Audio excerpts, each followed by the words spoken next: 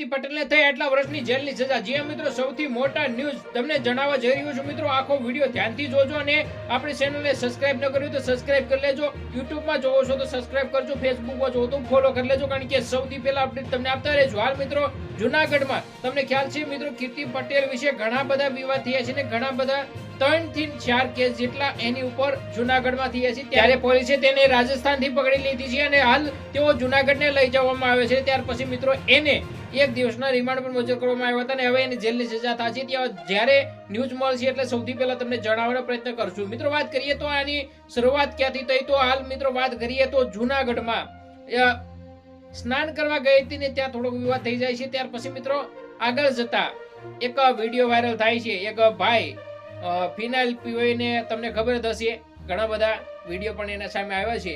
તો આને લઈને મામલો ગરમાય છે અને રાજસ્થાનથી તેની ધરપકડ કરીને જૂનાગઢમાં લાવે। ત્યારે મિત્રો તે રડતા કીર્તિ પટેલ રડતા કહે છે કે તમે મને ખેંચી ન શકો। ત્યારે મિત્રો શું આ કાંડ કર્યા પછીનો પસ્તાવો છે કે ખાલી દેખાડો છે?